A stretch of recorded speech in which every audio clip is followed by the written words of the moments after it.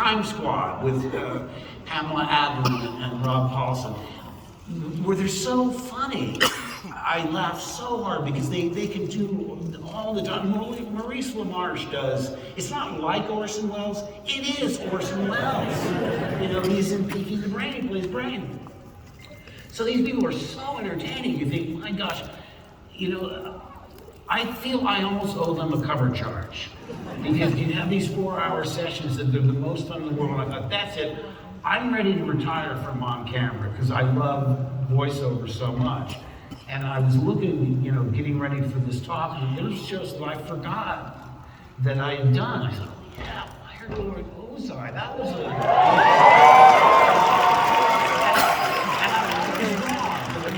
I didn't say this to the creators, but after about the 5th episode, I said, this is going to be so canceled.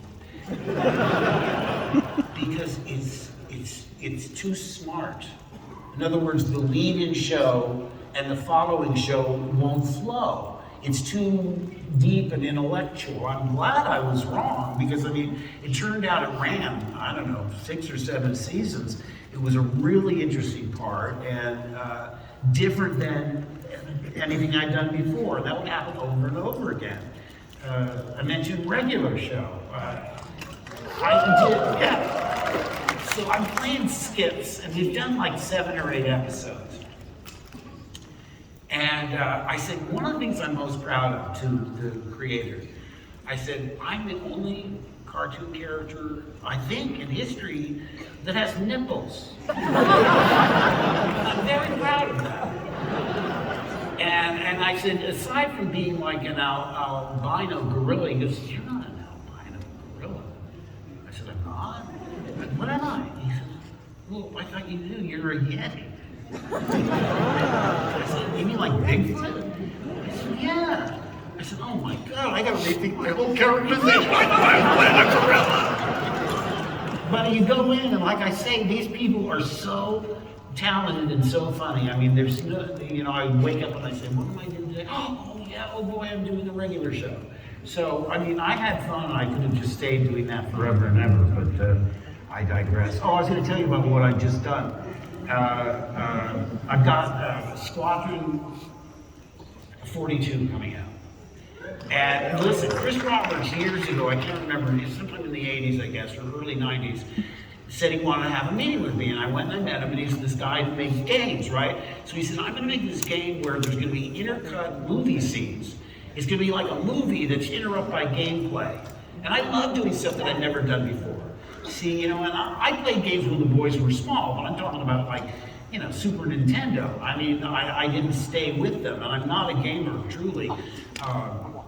But Chris, you know, again, I was fascinated. He said, yeah, I want to do this. And it was Malcolm McDowell was in it. He was hilarious to work with. Tom Wilson from Back to the Future, you know, the bully Biff. Oh, okay. Again, hilarious, this guy. So we did this thing, and like I said, I'm not a gamer, but the reaction was stunning. I mean, it was considered a real game changer in its time. And gamers would come up to me in the airport and goes, when I make the jump to hyperspeed, should I go into, I don't know what you're talking about. I don't play these games. I feel like such a fraud, you know?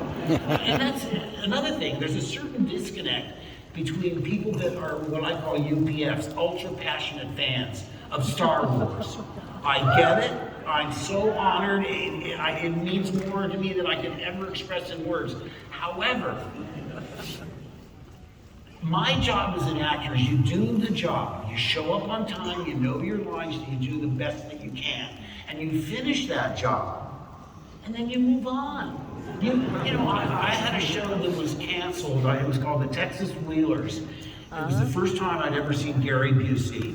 I screen tested with him and Tom Ligon, and I already got in the part. And they said, what do you think? I said, well, they're both good actors. I mean, Tom Ligon was just on Broadway. I'd seen him in a play, great actor. But I said, and I didn't have casting approval. They just wanted my opinion. I said, that Gary Busey, I mean, he's so authentic. I've never seen anything like that before, which is turned out to be an understatement. It was a Mary Tyler Moore production, even though it was one camera, not a live audience. Jack Elam, that wonderful character actor that played our father, it was critically acclaimed. The New York Times said probably the finest bucolic comedy since Tobacco Road. And what was great for me was my character, he hated his dad because his dad abandoned them in the pilot. He comes back after years of being gone off on a bender or whatever. But he was more like his dad than he recognized. He was a braggart. He was a liar. He thought he was a ladies' man, even though he never had a girlfriend. It was a wonderful part to play. And we made 13 episodes. There were 4 episodes aired, and we got canceled. Well, I was just devastated. I said, I'll never get a character part like this again. And I was just, I can't tell you how crushed I was. But let me tell you something. If that show had even been picked up for a second season, it could have been a borderline show where they say, well, let's see, it's just funny, it's audience, we'll let it go a second season. Had it gone a second season, I wouldn't have been available for Star Wars. Wow. Because it would have gone, we started filming Star Wars in March of '76. And that would have been a direct conflict with Texas Roadhouse. So when things happen, I saw one of the young actors from The Kids Are All Right, which was the show I loved, and it proves my theory that everything I like gets canceled. I'm still mad they canceled Square Pegs, and that was 30 years ago.